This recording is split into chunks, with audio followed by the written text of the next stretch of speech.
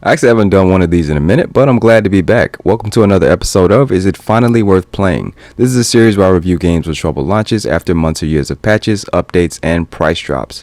Today we're taking a look at Killing Floor 3 and we're going to be focusing on the update. And its latest update, the rearmament update, introduced 3 new weapons: the M14 EBR, the MKR 350 assault rifle, and the dual defender shotgun. Now each of these comes with multiple new weapon mods, and they've also revamped the perk system to allow players to mix and match specialists and perks.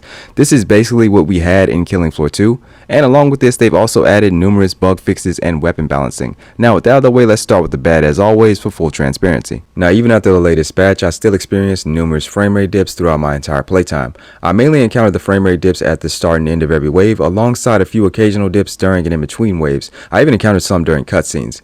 In addition to this, I ran into an audio glitch that removed the sound from my gun.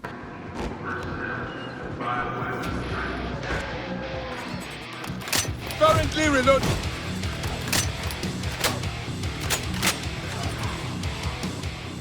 Everything here honestly feels like an early access title. The painfully bad animations, the frame rate issues, and the lack of content all scream early access to me. On top of all that, there are a number of things here that just feel poorly designed and undercooked. A perfect example of this is the Stronghold. This is a hub world you're forced to navigate through instead of the traditional menus from the past games. Here you're forced to walk through the base to basically do anything. What makes this even more frustrating is when you change your perk, your character gets teleported to the perk station and you're forced to walk all the way back to the mission terminal. Now along with all this, you also have to walk to the VTOL every time after selecting a mission. It all feels like a pointless waste of time. What surprised me the most about this edition is the size of the Stronghold. It's pretty big and there's literally nothing of importance here. Aside from the firing range, everything else should have just been a menu. It makes me wonder just how much time did they spend developing the Stronghold, because it's massive. If you guys haven't walked around it, it is very big. It has 2 floors, it has a zip line. And then you look at the fact that we don't have a server browser and we don't have mod support on any platform, but we have this. Now there clearly has been a shift in focus here for the series. While the previous games are heavily centered around building your character up between waves by progressively buying better guns and gradually becoming stronger, this game seems to focus more on the skills assigned to each perk and gun customization.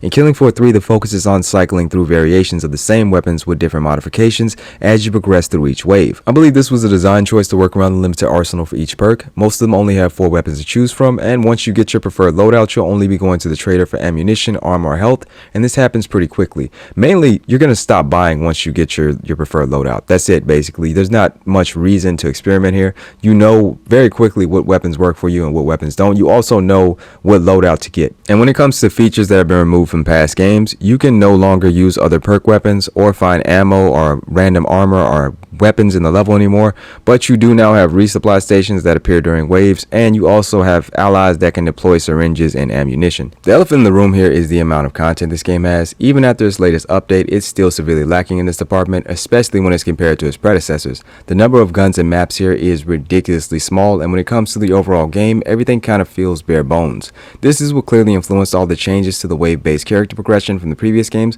There simply isn't enough content here to support that design structure. Alright, now let's transition into some of the things I actually liked about this game. Overall, I was fairly impressed with this game's visuals. The atmosphere and gun models all look great. They've also significantly improved the visual quality of the Zeds. Each Zed has new redesigns and attacks. The Sirens and Bloaters attacks are a lot more disorienting now, making for some interesting encounters on harder difficulties. You also have a nice variety of bosses here with distinctly different abilities and attacks.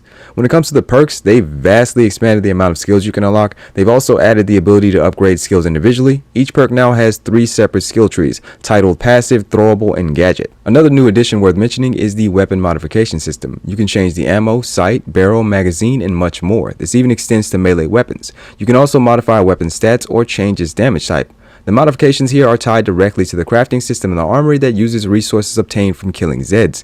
Admittedly, the crafting system doesn't feel like it's fully fleshed out yet, but I like the idea of what they're doing here. Players can also create their own loadouts in the armory with their modified weapons. The weapon mods, crafting system, and loadouts are all surprisingly good additions to the established Killing Floor formula in my opinion, and these are easily the best things about this game. Despite all its shortcomings, I still had a lot of fun playing this. At its core, this still feels like Killing Floor, and some of the changes and new additions actually improve the formula in my opinion. I almost forgot to mention the ninja perk. Now in my opinion, this is the best melee perk we've ever gotten in a Killing Floor. You can parry attacks. I love the weapon selection. You can dual wield katanas. You get a bow and arrow. You can have kunais that you can toggle between throwing and using as knives. It's just a really cool perk. Now sadly it does only have 4 weapons, but hopefully they keep adding to it. So far it's my favorite out of the entire game, hands down. In my honest opinion, I do not feel like this is a bad game. It's just severely lacking in content.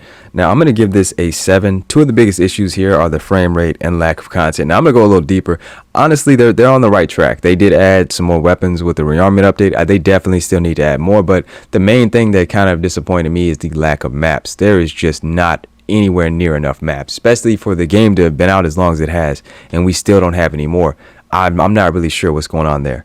Now, with that being said, what's here is good, but it's still ultimately a watered down version of Killing Floor instead of a fully competent sequel. Tripwire still has a long way to go with this title. Hopefully they stick it out and continue to polish the game and add content. They seem to be on the right path with this update, so I'm definitely going to check back in on this. I gave it my score, but ultimately it's up to you guys to weigh the pros and cons and decide if it's worth playing. Let me know what y'all think about this in the comment section, man. Like, comment, subscribe. I'll definitely be back with another one. Peace.